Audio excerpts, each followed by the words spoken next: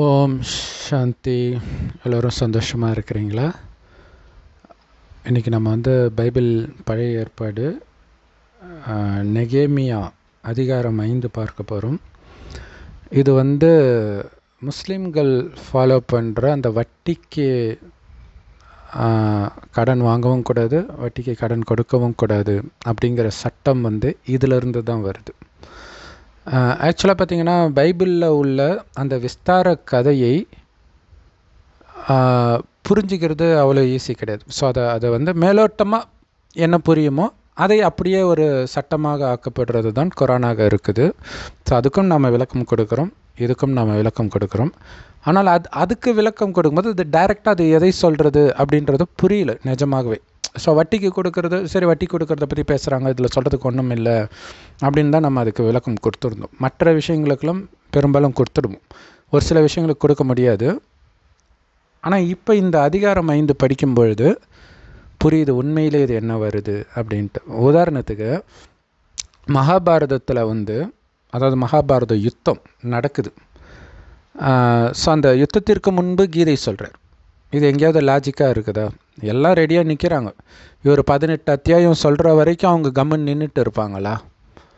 சரி, ஓகே, கீதா உபதேசம் பண்ணுறார். எதுக்கு உபதேசம் பண்ணுறாரு? அவன் சண்டை போட மாட்டான், எதிர இருக்கிறவங்களாம் என் சொந்தக்காரங்களாக இருக்கிறாங்க அப்படின்ட்டு அர்ஜுனன் சொல்கிறான். இல்லை, ஆத்மாவுக்கு மரணம் கிடையாது இப்படின்ட்டு ஆத்ம ஞானத்தை எடுக்கிறார். ஸோ ஆத்மாவுக்கு மரணம் இல்லைன்றதுனால எல்லோரும் கொண்டு இல்லாமல் என்ன? ஸோ அப்போ நிறைய விஷயங்கள் இருக்கும். அந்த இடத்துல காம மகாசத்ருன்னுவார். அங்கே எதுக்கு அதை பற்றி பேசணும்? அதுவும் 3 அத்தியாயம் காம மகாசத்ருன்றதை பற்றியே இருக்கும். ஸோ அப்போ இதில் என்ன தெரியுதுன்னா, நிஜத்தில் அப்படி நடக்கல, அதில் வேறு ஏதோ ஒரு ரகசியம் இருக்குன்னு தெரியுது. அதே மாதிரி தான் கடவுள் நீ வட்டிக்கு வாங்கு, இந்த இடத்துல வேலை போடு, இந்த கலர் ட்ரெஸ்ஸை போடு, இதையெல்லாம் கடவுள் சொல்ல மாட்டார். அவர் ஆத்மாவுக்கு தான் தந்தை. ஆத்மான்றது உயிர், அது பூர்வமத்தில் நட்சத்திரமாக ஜொலிக்கினால்தான் இங்கே போட்டு வைக்கிற பழக்கம் இருக்குது. அந்த ஆத்மா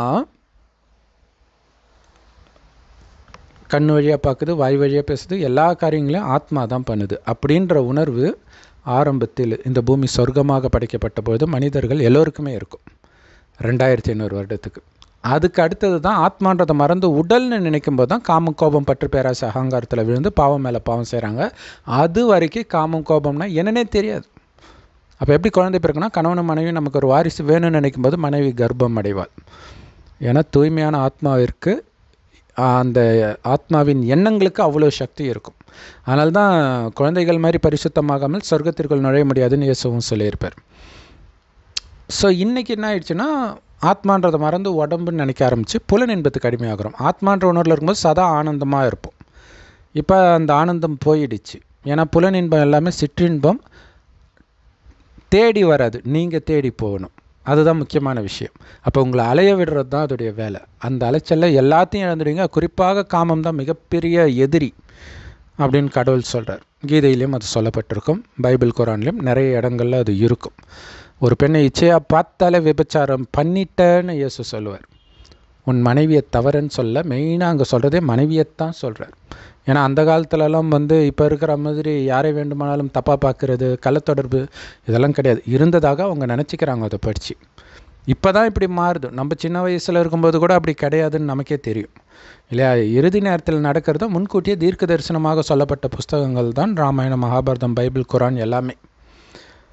மற்றபடி அப்படியே அச்சல் நடந்த விஷயம் கிடையாது. சூக்ஷ்மமாக நடக்கிற நிறைய விஷயங்கள் குறித்தது. குறிப்பாக இப்போ கடைசின்னு ஒரு வருடம் இறைவன் வருகிறார், பரமபிதா. அவரை தான் அல்லான்னு முஸ்லீம்களும் சிவன் இந்துக்களும் சொல்கிறாங்க. கடவுள் ஒருவரே. ஸோ அல்லாவுக்கு உருவம் அவங்களுக்கு தெரியாது, பரமபிதாவுக்கும் அவங்களுக்கு தெரியாது. சிவலிங்கம் பார்த்திங்கன்னா இந்து தெய்வங்களில் அது மட்டும்தான் வித்தியாசமான உருவமாக இருக்கும், மற்ற எல்லாருக்கும் மனித உடல் தான் இருக்கும். ஸோ அப்போ ஏன் சிவலிங்கம் அப்படி இருக்குன்னா, இறைவன் நட்சத்திரம் மாதிரி இருக்கார். குட்டிக்கு கண்ணுக்கு தெரியாத நுட்பமான ஒளிப்புள்ளி தான் ஆத்மாவும் சரி, பரமாத்மாவும் சரி. அவரும் ஒரு ஆத்மா தான். ஆனால் பூஜை பண்ணால் கொஞ்சம் பெருசாக இருக்கணுன்றதுக்காக பெருசாக வச்சுட்டாங்க. அவர் ஒரு வயோதிகர் உடலில் அவர் வாய் வழியாக இந்த ஞானத்தை சொல்கிறார். அதுக்காக தான் வராரு. ஸோ அப்போ அந்த வயோதிகருக்கு பிரம்மான்னு பேர் வைக்கிறார். இந்த பிரம்மாவைத்தான் ஆதாம்னு சொல்லப்படுது. அப்போ அந்த ஆதாம் வாய் வழியாக இறைவன் கொடுக்குற ஞானம் தான் எல்லா பிரம்மகுமாரிகள் ராஜயோக தியான நிலையத்திலும் முற்றிலும் இலவசமாக முரளி அப்படின்னு போதிக்கப்படுது. ஸோ அந்த பிரம்மாவுடைய வாய் தான் சிவலிங்கத்துடைய கீழ்ப்பகுதி. அந்த வாயை பயன்படுத்தி சிவன் பேசுகிறான்றனால சிவனை மேலே காட்டியிருக்கிறாங்க. இதுதான் சிவலிங்கத்துடைய அர்த்தமே. ஸோ இப்போ என்ன சொல்கிறாருன்னா, இந்த பூமி சொர்க்கமாக இருந்தது, மீண்டும் அங்கே நீங்கள் போகணும். அதுக்கு தடையாக இருக்கிறது காமம், கோபம், பற்று, பேராசை, அகங்காரம். அதுக்கு காரணம் உடம்புன்னு நீங்கள் நினச்சதுன்றார்.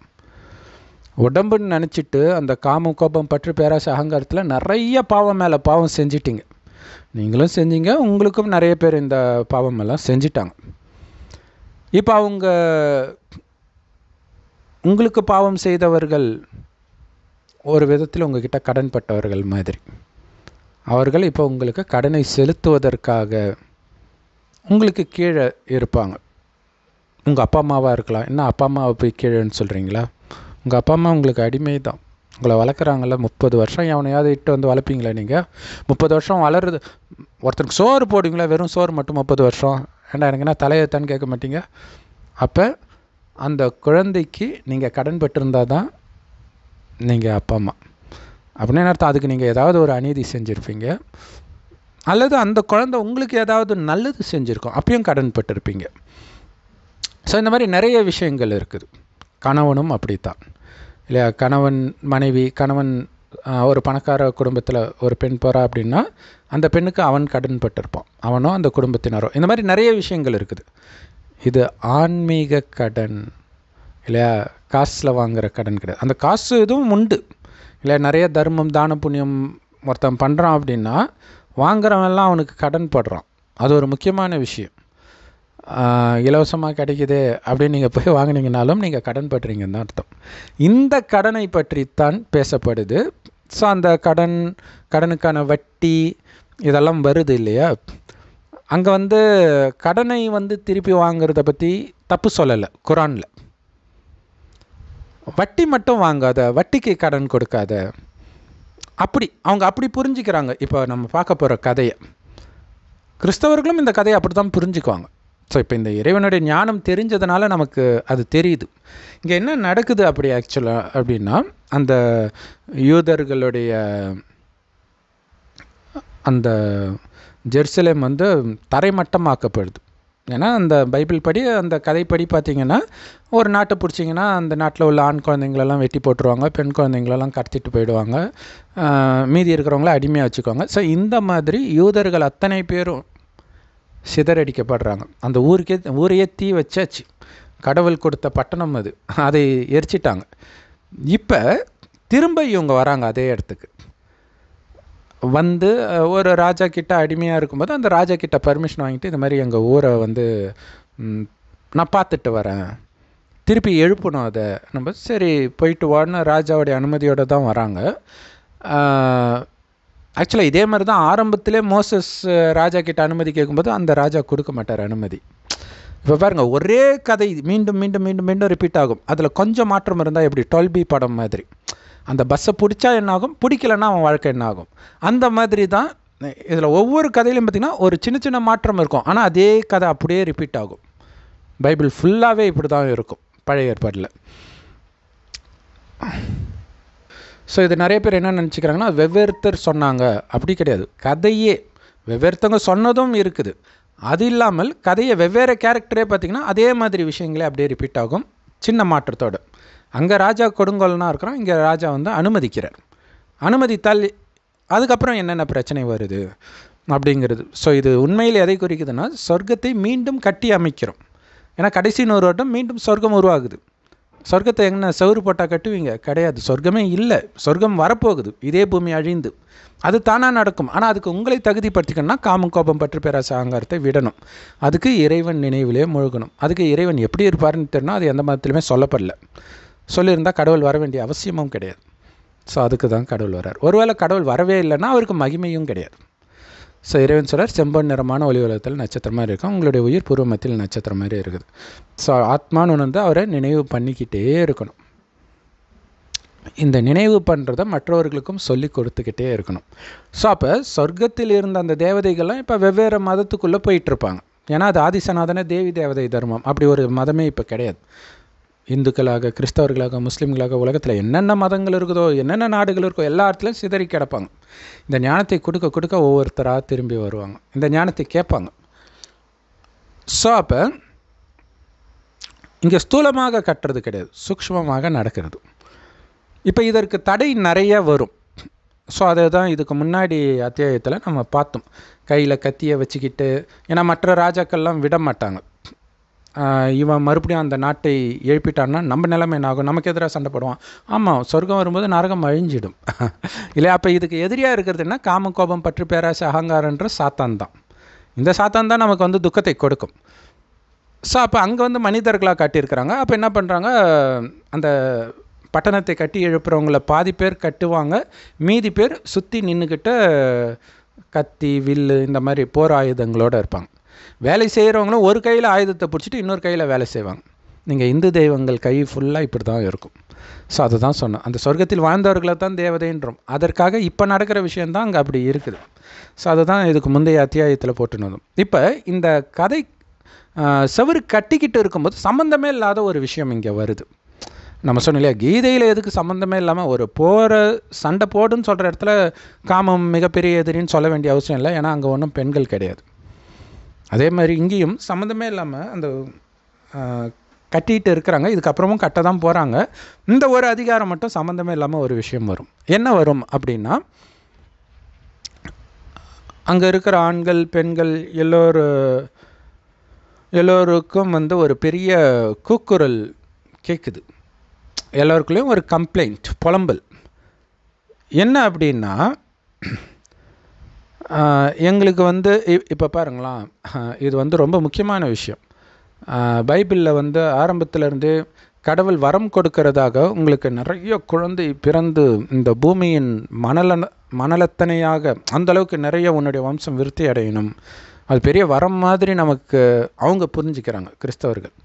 ஆனால் அது வரமா சாபமான்றது இந்த லைனை படிக்கும்போது தெரியும். என்னென்னா அவங்க சொல்கிறாங்க, நாங்கள் எங்கள் குமாரரோடும் குமாரத்திகளோடும் அநேகரானபடியினால் சாப்பிட்டு பிழைக்கும்படிக்கு நாங்கள் தானியத்தை கடனாக வாங்கினோம்.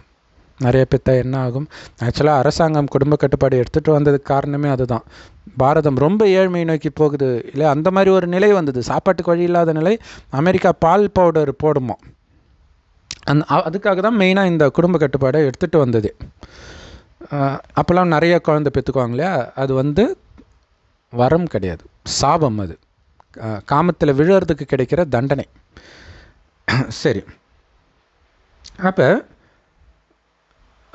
ஸோ இத்தனை பேர் இருக்கிறாங்க, எப்படி சாப்பாடு போடுறது? அதனால் நாங்கள் வந்து மற்றவங்கக்கிட்ட கடன் வாங்கணும், இவங்களுக்குள்ளேயே, இவங்க இஸ்ரவேல் மக்களுக்குள்ளேயே.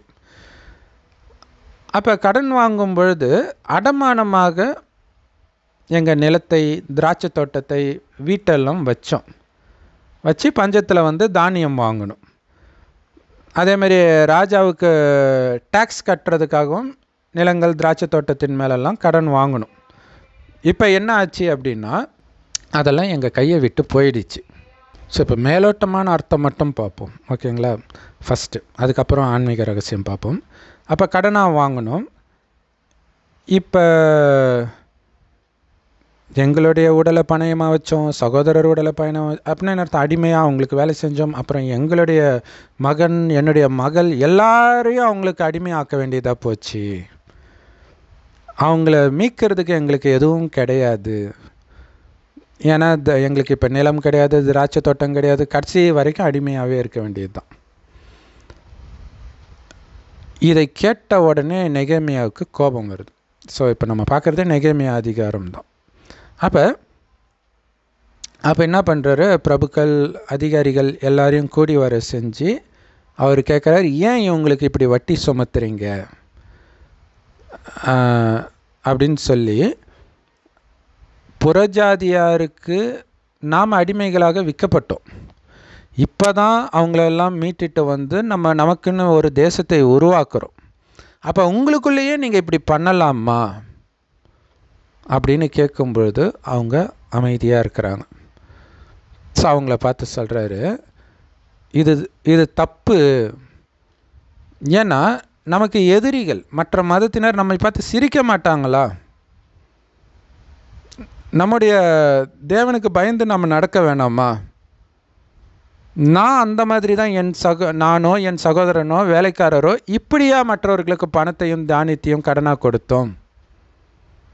அதனால் இந்த வட்டி வாங்கிறத விட்டுடுங்க அப்படின்னு சொல்கிறார். அதோடு நிறுத்தலை. ஏன்னா குரானில் வட்டி வாங்கிறது தப்புன்னு மட்டும்தான் இருக்கும். முடியாத பொழுது அதை விட்டுருங்க அப்படின்னு இருக்கும், அவனால் திருப்பி கொடுக்க முடியலன்னா. ஆனால் இங்கே இதுவும் அதே தான். இங்கே இருக்கிற அந்த மேலோட்டமான மீனிங்கோடைய சாரம் அது. இப்போ அவங்க நிலங்களை, திராட்சை தோட்டங்களை, ஒலிவத்தோப்புகளை இதெல்லாம் உங்களுக்கு அடமானங்களாக வச்சாங்க இல்லையா, வீடு எல்லாத்தையும். இது இல்லாமல் அந்த பணத்துக்கும் நீங்கள் வட்டியும் வேறு போட்டிங்க. அந்த தானியம், திராட்சை ரசம் எல்லாத்துலேயும் 100% அப்படின்னு வட்டியாக வேறு வாங்கிட்டு இருந்தீங்க. அதை எல்லாம் அவங்களுக்கு திருப்பி கொடுத்துடுங்க அப்படின்னு கேட்குறாங்க. அந்த நிலத்தையும் கொடுங்க, அதனால் வந்த வருமானத்தையும் திருப்பி கொடுத்துடுங்கன்ற. ஸோ இது நிஜத்தில் யாராவது பண்ணுவாங்களா? இல்லையா? கடன் கொடுக்கலை, அவங்க நிலம் இருக்குது, சரி வட்டி கொடுக்க வேண்டான்னுவாங்க. பட் அந்த நிலத்தையும் திருப்பி கொடுத்துடுங்க, கடனை திருப்பி கொடுக்காட்டினாலும் பரவாயில்ல அப்படின்னும் பொழுது இவன் காசு கொடுத்தானே, அப்போ இவன் இழிச்சவாயனா அப்படின்னு ஒன்று வரும்ல. ஸோ அதை மைண்டில் வச்சுக்கோங்க, உங்களுக்கு புரியும் பின்னாடி. ஸோ அதுக்கப்புறம் அவங்க உடனே சொல்லிட்டாங்க, சரி நாங்கள் திருப்பி கொடுத்துறோம், இனிமேல்ட்டு அப்படி கேட்க மாட்டோம் அப்படின்னு சொல்லிட்டாங்க, நீங்கள் சொல்கிறபடியே செய்வோம். அப்போ தன்னுடைய வஸ்திரத்தை மேலே போட்டு துண்டை அப்படி உதறி சொல்கிறார், எந்த மனுஷன் இந்த வார்த்தையை நிறைவேற்றலையோ அவனுடைய சம்பாத்தியத்திலும் கடவுள் அவனை இப்படி உதறி போடட்டும், வெறுமையாக அவன் போகட்டும் அப்படின்னு ஒரு சாபம் இடுற மாதிரி சொல்கிறார். எல்லாரும் ஆமேன் ஆமேன் அப்படின்னு சொல்கிறாங்க. ஸோ இப்போ வரைக்கும் ஆமேன் ஆமேன்னா அப்படியே ஆகட்டும் அப்படி வச்சுக்கலாம். ஸோ அதே மாதிரி எல்லாம் பண்ணியிருக்கிறாங்க. அடுத்தது இவரை பற்றி சொல்கிறார். இவர் ஒரு அதிபதியாக ராஜா வச்சிருக்கிறார். அப்போ அதிபதியாக இருக்கும்போது மக்கள்கிட்ட அந்த டேக்ஸ் வாங்கி சாப்பிட்றது அதை நாங்கள் வாங்கினது கிடையாது. ஏன்னா இதுக்கு முன்னாடி இருந்தவங்களாம் அந்த மாதிரி மக்களுக்கு பாரமாக இருந்தாங்க, நிறையா வரி போட்டு. அது இல்லாமல் அவங்கக்கிட்ட அப்பம், திராட்சை ரசம் இதெல்லாம் வேறு வாங்கினாங்க. இது இல்லாமல் 40 சேக்கல் வெள்ளியும் வாங்கினாங்க. அவங்களும் சரி, அவங்க வேலைக்காரர்களும் சரி, எல்லாமே இப்படி மக்கள் மேலே அதிகாரம் செலுத்தினாங்க. ஆனால் நான் கடவுளுக்கு பயந்ததுனால இப்படி பண்ணலை, ஒரு வயலை கூட எனக்காக நான் வாங்கிக்கலை அப்படின்னு சொல்கிறார். ஸோ இதை சொல்லிவிட்டு இப்போ அப்படியே இந்த கதைக்கு வருது இல்லையா, அந்த சவுறு கட்டி எழுப்புகிறாங்க எருசலேமை சுற்றி. ஸோ வேலைக்காரர்கள் எல்லாமே இதில் மும்முரமாக இருக்கிறாங்க. இப்போ நிறைய பேர் யூதர், மூப்பர் 150 பேர் இருக்கிறாங்க. இது இல்லாமல் மற்ற ஜாதிகள் சார்ந்தவங்களும் வேலை செய்கிறாங்க. அவங்க எல்லாரும் என் பந்தியில் சாப்பிட்டார்கள் அப்படின்னு நெகேமியா சொல்கிறார். அதாவது இவருடைய செலவில்.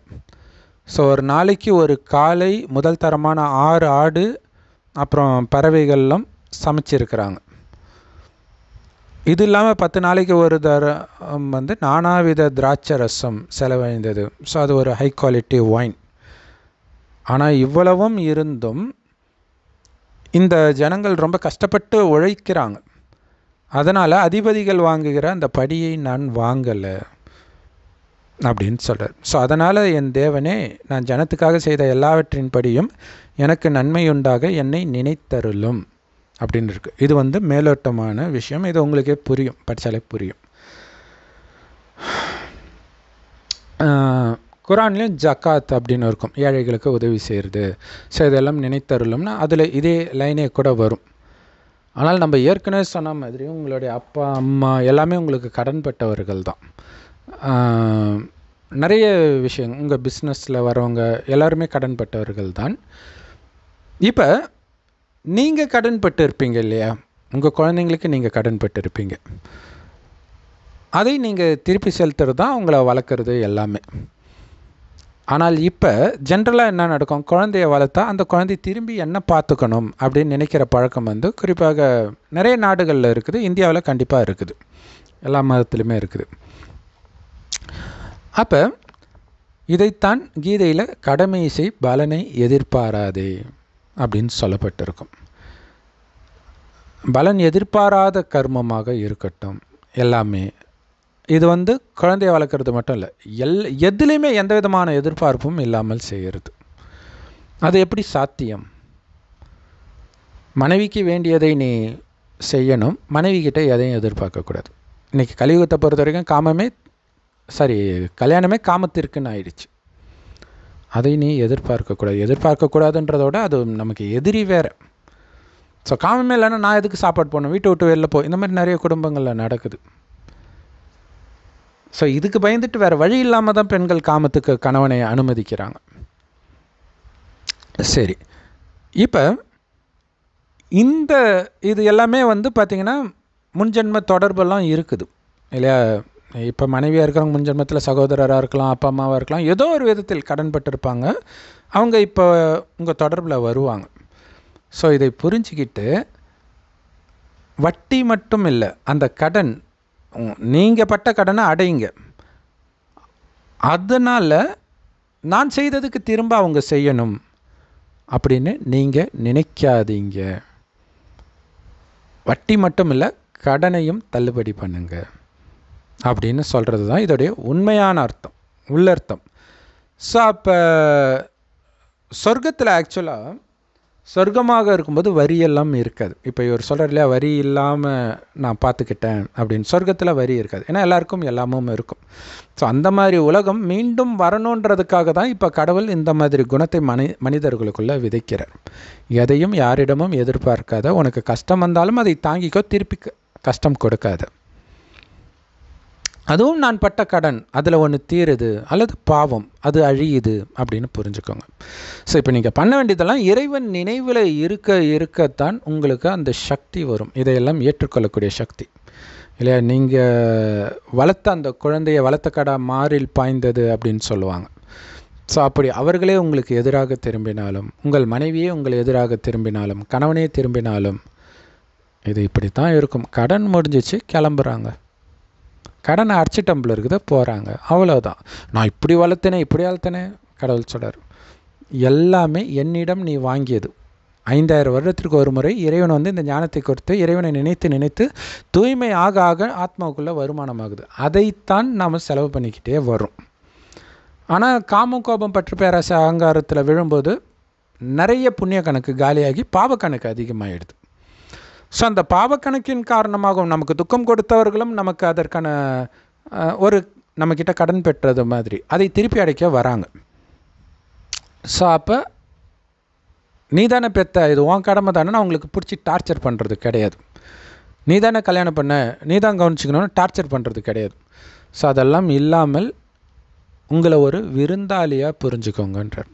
அந்த வீட்டின் எஜமானனாக புரிஞ்சால் அதிகாரம் பண்ண ஆரம்பிச்சிடுங்க. நான் ஒரு விருந்தாளி, இல்லைன்னா அடிமைன்னு கூட புரிஞ்சுக்கோங்க. இல்லை, இந்த வேலையை செய்கிறேன், இந்த குழந்தையை பார்த்துக்கிற ஒரு ஆயா, அவ்வளோதான். நான் ஒரு வேலைக்காரன். இந்த மனைவி அது ஒரு மகாராணி, அதை பார்த்துக்கக்கூடிய ஒரு வேலைக்காரன் நான்.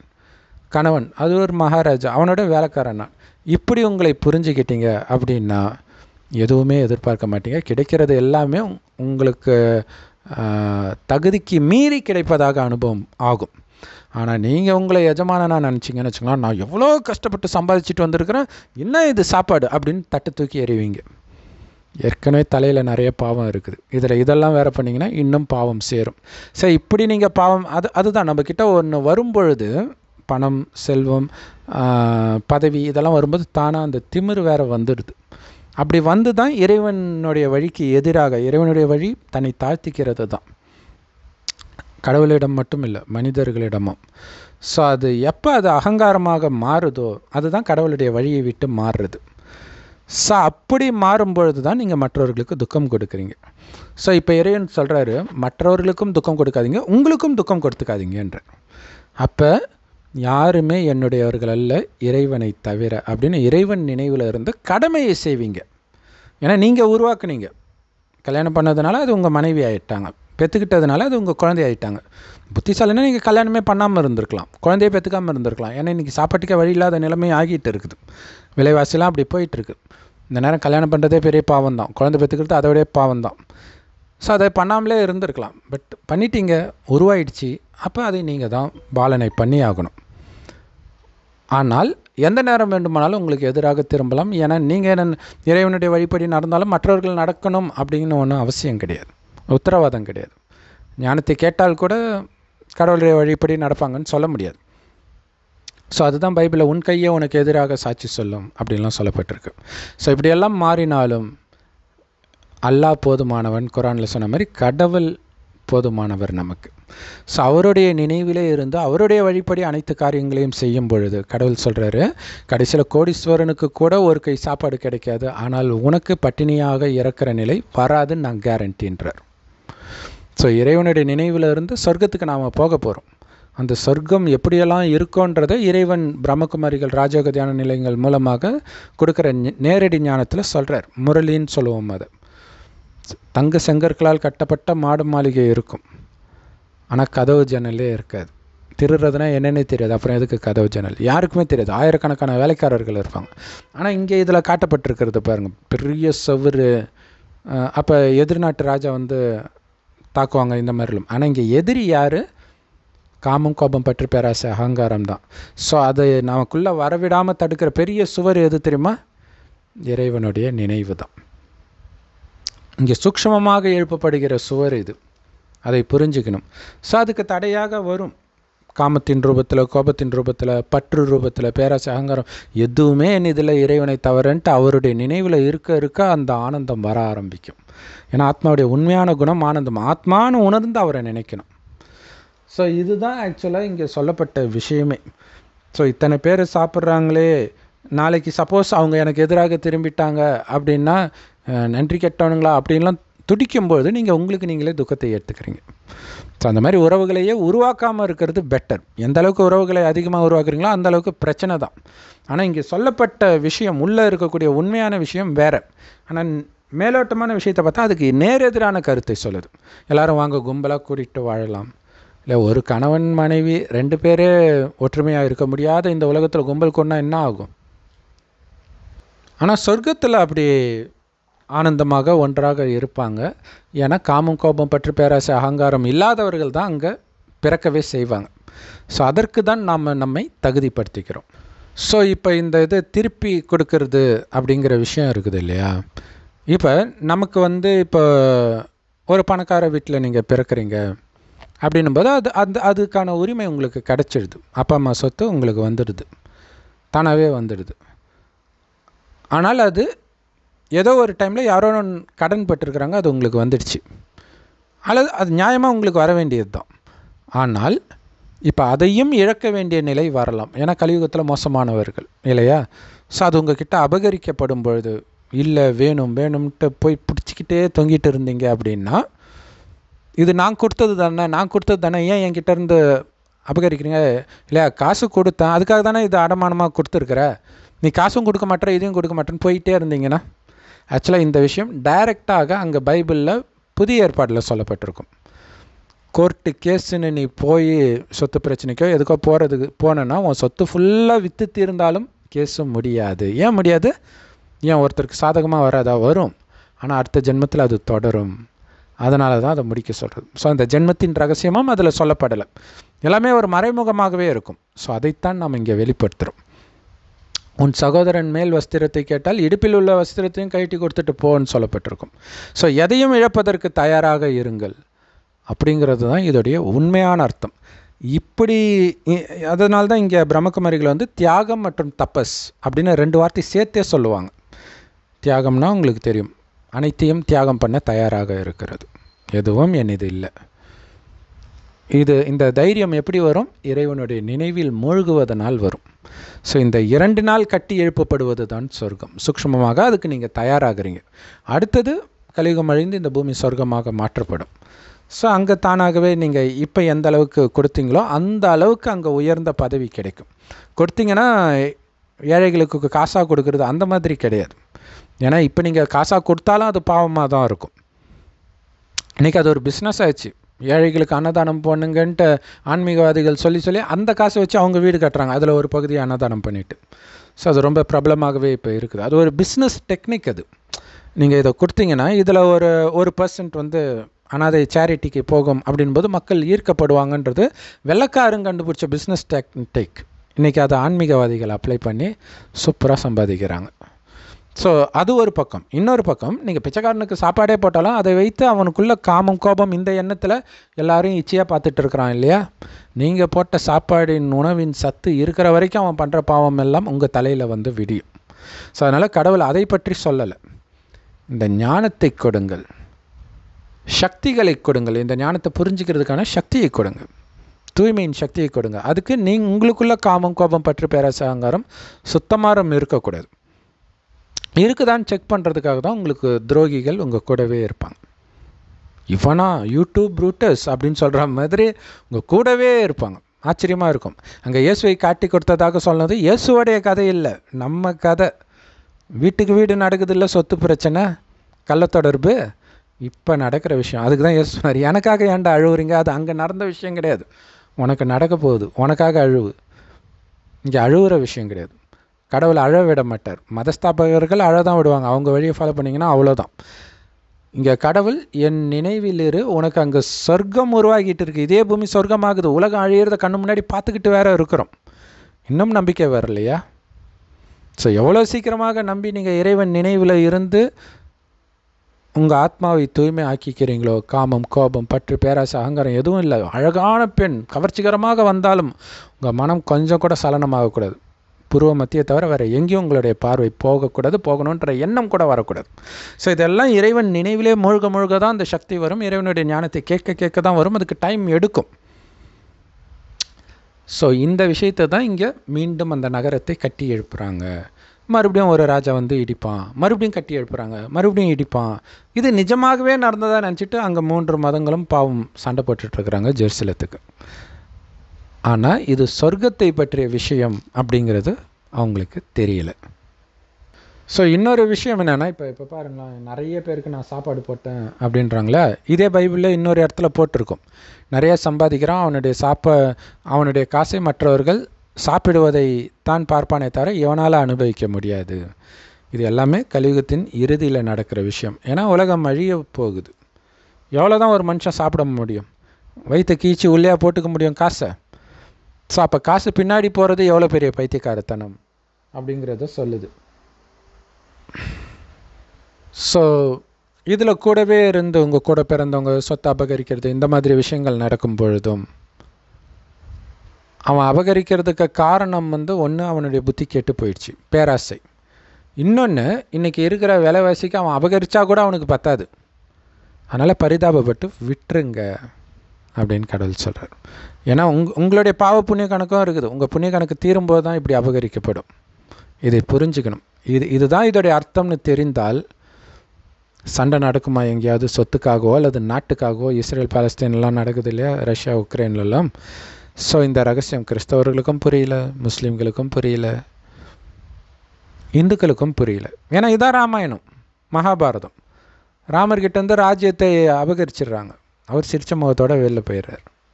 பாண்டவர்கள்கிட்டேருந்து அபகரிச்சிடுறாங்க, அவரும் சிரிச்ச முகத்தோடு போயிடுறார். ஸோ இந்த விஷயந்தான் எல்லா மதமும் போதிக்குது.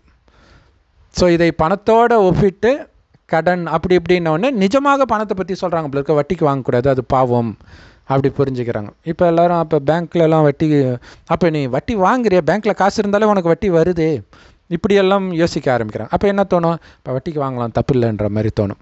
ஸோ இங்கே அது விஷயம் கிடையாது இல்லையா. வட்டிக்கு வாங்குறது தப்பாக ரைட்டா அது வேறு இல்லையா. ஒரு லெவலுக்கு மேலே வட்டி போட்டால் அது பெரிய டார்ச்சர் தான். ஆனால் இங்கே மெயினாக சொல்லப்பட்ட விஷயம் வந்து, நீங்கள் செய்த கடமைக்கான பலனை, வட்டியை எதிர்பார்க்காதீர்கள். அது உங்களுக்கு எதிர்பார்த்தாலும் கிடைக்காது. அதுக்காக தான் எதிர்பார்க்காதீங்கன்னு சொல்கிறது. ஓம் சாந்தி. தேங்க்ஸ் ஃபார் வாட்சிங்.